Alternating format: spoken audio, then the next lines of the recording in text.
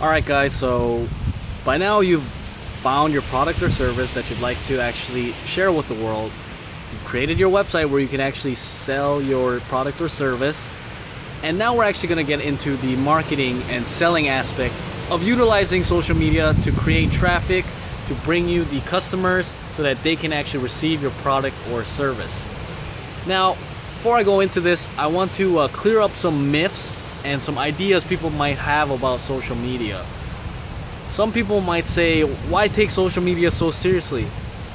Well, to that, I would explain to them that social media is the new wave. Peer-to-peer media is the new thing, and it's already here and it's happening. Traditional advertising, like paying money for billboards, like TV ads, this is a thing of the past. This is a thing of the past. That's just how it is. Kids these days don't even really watch TV. People don't really listen to the radio, and if advertisements are on, you're never paying attention to them. It's not like the 50s or the 60s where advertisements were a big deal. Maybe sure, Super Bowl ads from time to time, but even then, that's like a niche market. The new wave is social media. And let me explain why though social media is important. It is because social media is such a good tool for branding. It is so powerful for branding. It allows small businesses like you or me or anyone else, even big businesses, to brand themselves and engage users for free. For free.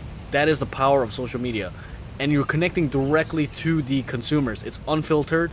You can say whatever you want. You can present yourself however you want. But again, this is where pitfalls come in, because you can get confused. Like, how do I start? Where do I get started? What do I want to? What is branding? It's all very, very a lot to handle because you have so much freedom and control. It sometimes can be even harder to decide what you want to do or what even you're supposed to do on social media. So this part of the program is, I'm going to try to be as clear, concise, to the point as possible. And in this course, we're not going to focus too much on branding.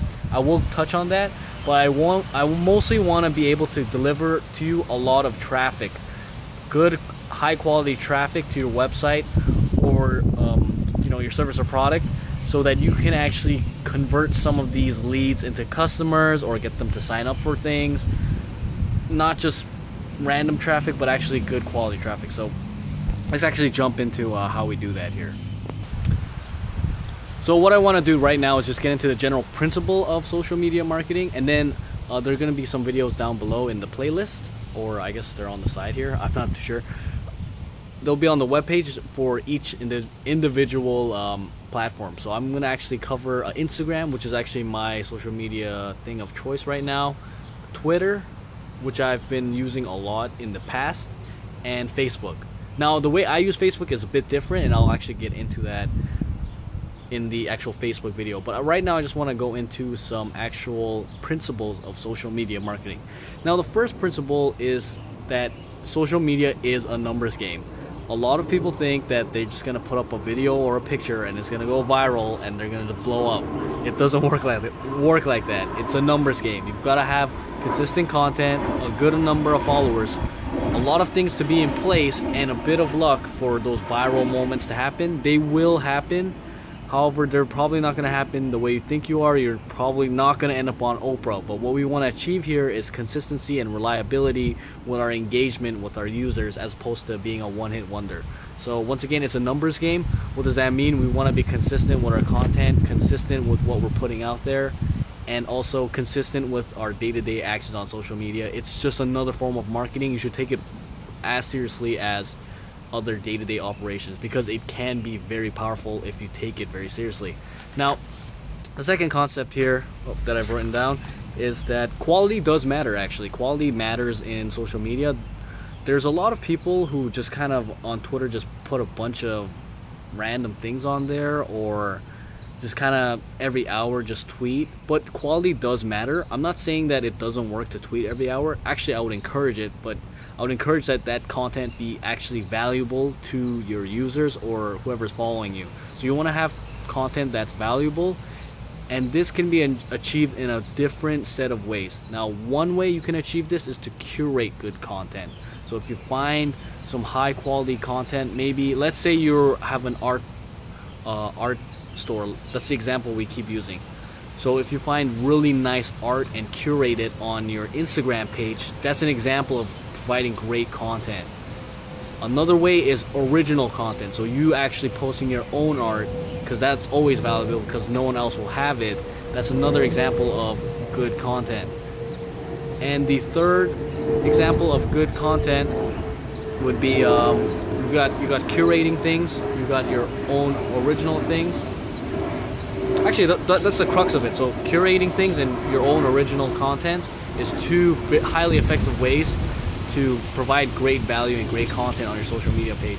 I guess the third thing that I want to cover is bad content. This would be things like you just posting whatever you find, posting inside jokes, posting things that won't be relatable to people.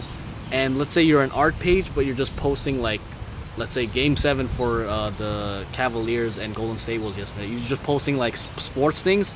That's an example of bad content because it's not fit for your page. It doesn't make sense. It's not quality content for your page.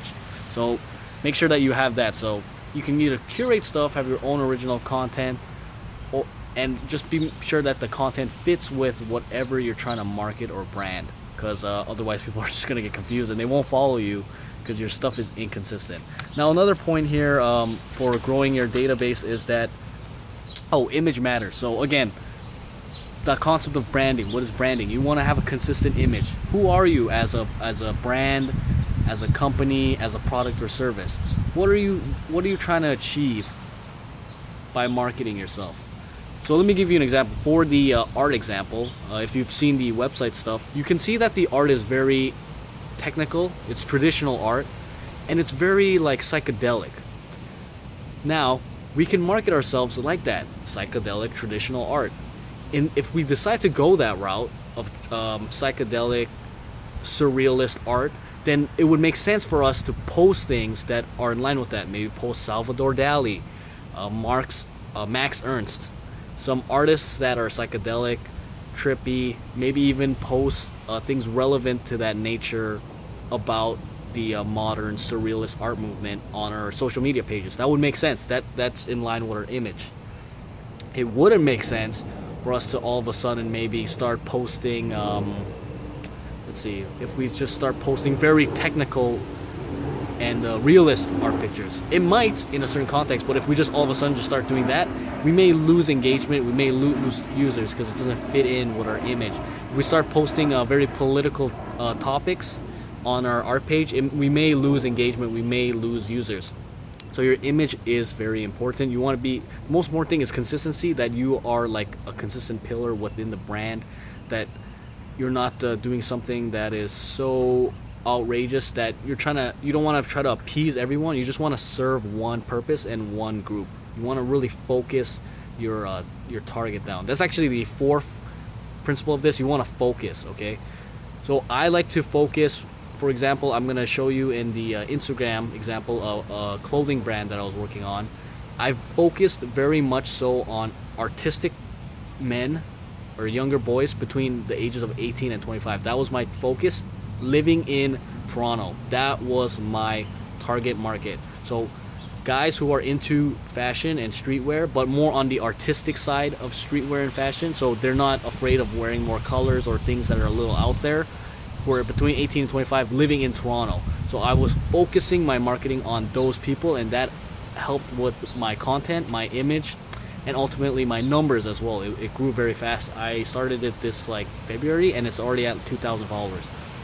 So that is what I did with that account, and it's because of these four principles of being consistent. Being consistent, it's a numbers game.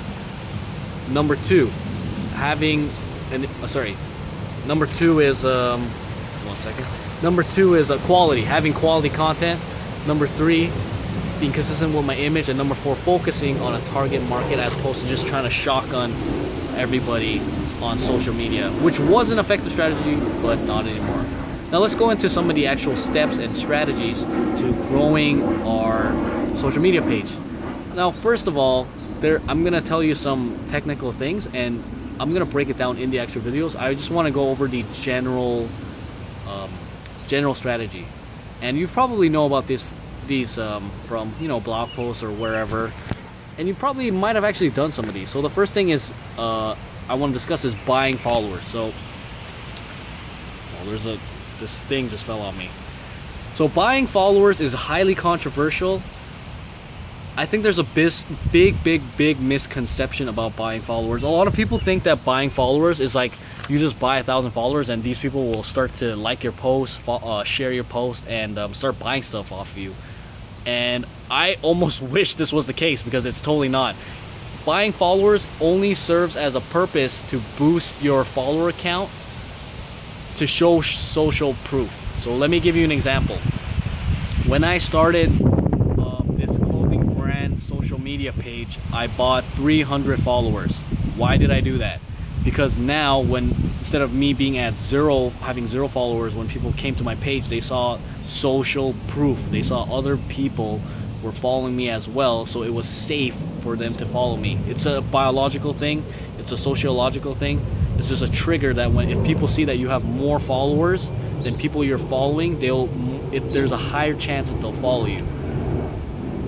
I don't know. I'm not gonna, you know, give you a psychological lesson or whatever field or practice of science this is on why it works. It just works, okay?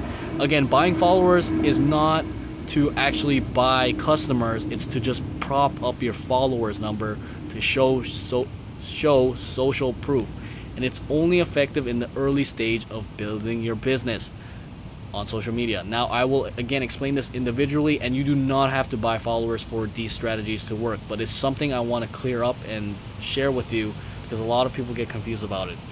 So again, if you have a page and someone offers to sell you like 10,000 followers, you may not want to buy 10,000 followers, because those 10,000 followers, they're just robots, okay? They're not going to engage with you. They're not going to buy anything with you. Most of the times they're just robots. They're empty accounts. It's just to boost up your followers number. And I'll explain in the individual videos for each social media platform why it may be beneficial for you to actually purchase followers in the beginning. The second thing that a lot of people do is follow back. So a lot of people will just go follow a ton of people and just wait for them to follow them back. And this actually works. I find that it's about on Instagram, it's about 10 to 1. So every 10 people you follow, one person will follow you back. Same on Twitter, actually. Twitter and Instagram, they usually have the same number. So about every 10 people you follow, one person will actually follow you back. And it's actually a very effective way to grow your followers. However, if your followers, the people you are following outnumber your followers, you get diminishing returns. What is an example of this? Let's say you follow 500 people, but there's only 50 people following you back. The chance that people will follow you once you follow them is going lower, because they see your account as having lower value. They see, this is a dude who just likes to follow a lot of people. I don't really have to follow him back. It's really that simple. Do you need a long-winded explanation for this? Honestly, I don't have one. I've just been doing social media for 3 years. I know that it works from practical, real-life experience, not from some social media gurus. I've read a lot of books on social media. Most of it is honestly crap, and it doesn't tell you real hard facts on how to grow your knowledge. I'm sorry, not your knowledge, your followers and your business on social media. That's why I actually made this program. So following does work, and again, we'll go into more depth, but you want to maintain a certain number of people you're following so that your account doesn't just look like a spam account or like a bot account where it's like, oh, this guy's following like 1,000 people, but he only has 200 followers. I don't really want to follow him back. He doesn't have much value. It doesn't show value on social media. Now, another thing that was really common to do was likes. So people would either on Twitter like a bunch of tweets, or on Instagram just search up a hashtag and start liking a bunch of people. Now, this was effective in the early 2010, but it was effective because what would happen is when you would drop the camera there, when you would like people's posts, robots, basically bots, would follow people who would be liking. So it would actually increase your follower account, and by you having more followers, real people, when they would see your account, there would be a higher chance that they would follow you back. But after Instagram and Twitter and a bunch of social media platforms started cracking down on these bots, it's not as effective. I think it's like every 1,000 like is 1 follower. So I personally do not like to do the like way. If it works for you, you know what? Keep doing it. There's nothing to lose from doing the likes. I just think it's not a good good use of my time to do that. So I tend to not do the likes. I just like to do the following thing, follow back, follow, and make good content. And of course, the ultimate key to this is content. If you do not have content, you have nothing, okay? You need to have content or no one will follow you. I mean, I'm gonna show you some examples. I have built some pages where there's literally no content, and I built it up through sheer just following other people. And it's funny, I'll show you what I did exactly in that too. But content, if you're trying to drive conversion, like you actually want people to actually buy your stuff and for them to visit your websites, content is king because it shows value. You're giving them something, so they want to, you know, get more from you. They want to see what else you can offer them. So content is valuable. And a thing about content too, you want to use as many hashtags as possible. Some people are like afraid to use hashtags for whatever reason. They don't want to look stupid, quote unquote, but hashtags are key, guys. You use those hashtags. Hashtags are there for a reason. So that's the general principles of social media marketing. It's a very broad video here. Now I'm actually going to go into, first we'll go into Instagram, show you how to build a good Instagram page, some keys and tips and tricks that I've learned, as well as show you how to basically add your website so people, once they're on your Instagram, can go on your website and see what you have to offer them. Second, we'll go into Twitter, which is something I used to love Twitter. I had many sales from Twitter, actually. Twitter is a great place too. I think Twitter and Instagram are awesome. So we're gonna go into Twitter as well. It's very similar to Instagram, so your Instagram skills will reflect directly on, I mean, they can be used for Twitter. And the third thing is Facebook. Facebook, I use Facebook a different way, and I'll actually show you the way I use Facebook. It's not the conventional way, but I find it's very effective for getting sales, and we'll get into that as well. So thanks for watching, guys. As usual, just start living your life however you want to live it. Move on to the next video, which will be Instagram, and have a great day.